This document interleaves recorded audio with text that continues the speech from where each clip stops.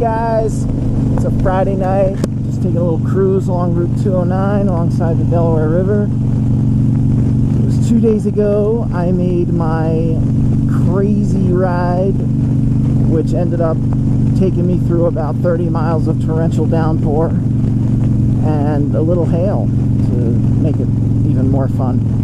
So this is my after action report.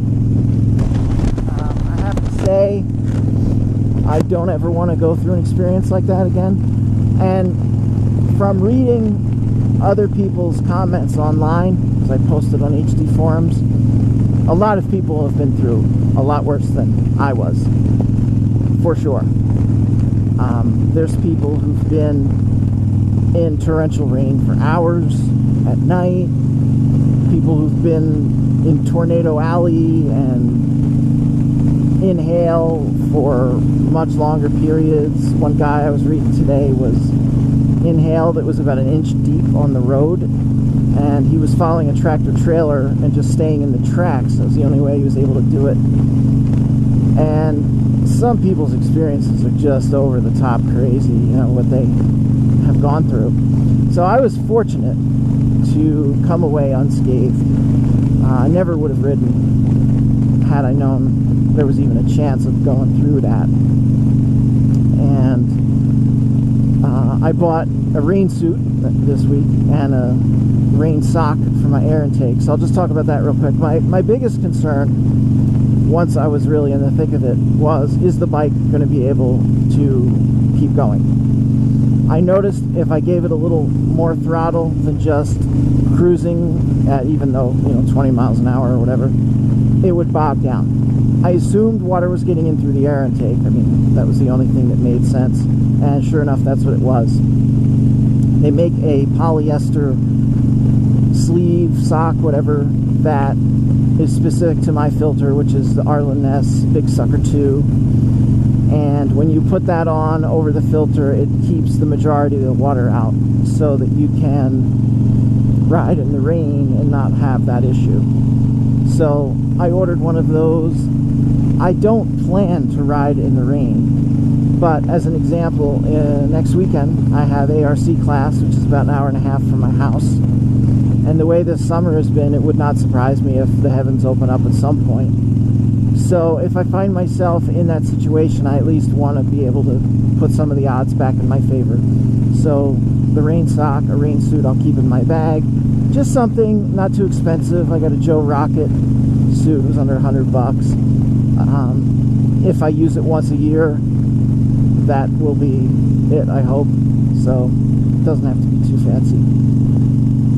So it really gave me an appreciation for how well this bike is made, how Harleys are made, and I imagine many other manufacturers do the same, because people get caught in this crazy weather. I mean, the amount of water hitting this bike was just amazing.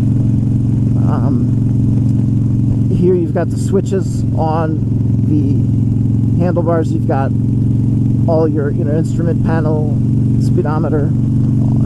It all took it without missing a beat. All the lights, totally fine. There's no residual moisture or fog issues on any of the clusters or anything.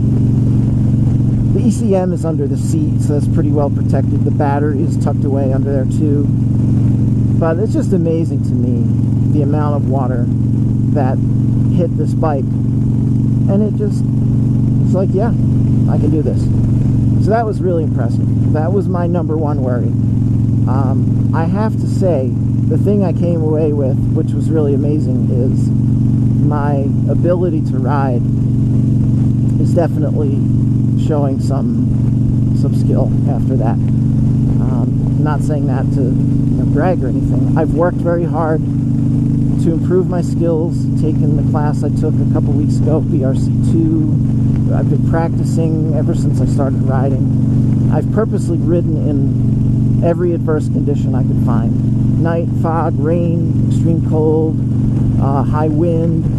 Not to put myself in danger, but just to say, you know, this is how this is, you know, this is what this feels like. If I ever end up in this situation, I'll know what it's like and what to do.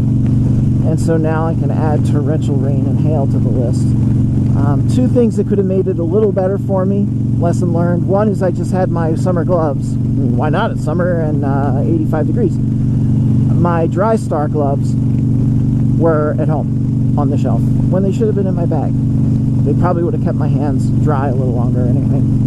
And I had my tinted visor on. I had my clear visor in my bag, but I never thought to put it on until I was underway and pretty much drenched. There was nowhere to pull over at that point, so it would have helped visibility to have the clear visor on. Those are the only two things I could think of. The only other thing I could have done was not ride that day. But the bike did everything I asked it to, which was amazing. I never felt nervous, never felt fear. I was comfortable, in control, confident to the degree that the weather would allow. I was taking my turns. I was comfortable with my speed. The other vehicles in front and behind me weren't making me nervous. So that was all like, wow, you know, I'm doing this kind of thing. I guess when you get in a situation like that, you have to rely on your training, and that's what I did, and it worked, and that's how it's supposed to work, so I was happy about that. And you know, later that night and the next day, I was thinking about it, and I felt good that I found myself in unexpected, adverse conditions, and I was able to do what I needed to. There was one other thing, and that is there was thunder and lightning.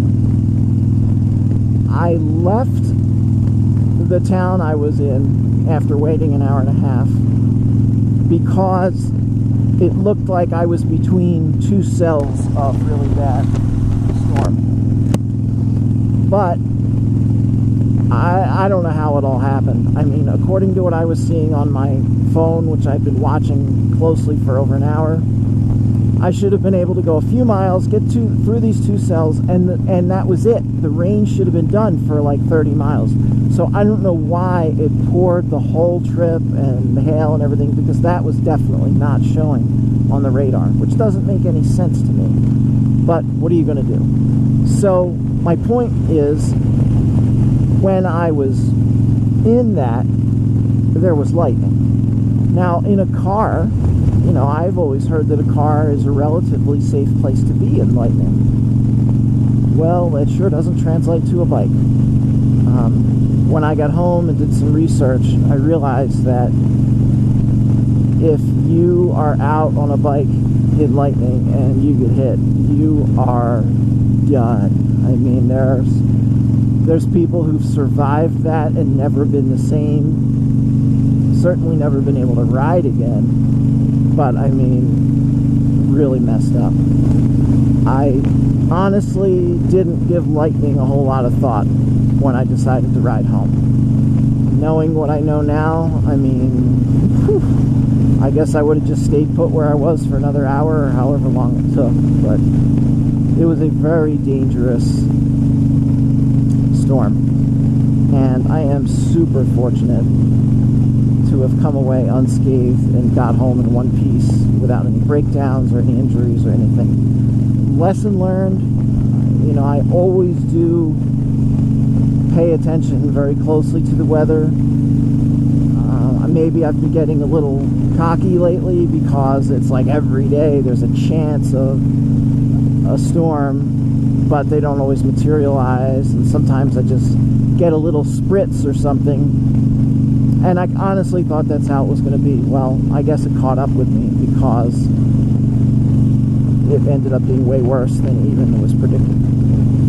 So I am going to have to be even more vigilant and cautious and not take chances the next time anything like that is a remote possibility, which stinks because I love to ride and I hate to lose a whole day of riding to work or something because there's a chance of a storm, you know, at one point. But that is just the way it is. So this year has been horrible. This summer has been horrible for rain and wet and storms and all that, and I can't wait until it doesn't look like it's going to get any better. I mean, we're in August now. It doesn't look like we're going to have a dry season. So I'll try and enjoy it to the degree possible, but I'm already thinking about next summer. So that's my review. I'm otherwise doing well. Everything is dried. It took 2 days for my gear to dry, with some help from fans and things.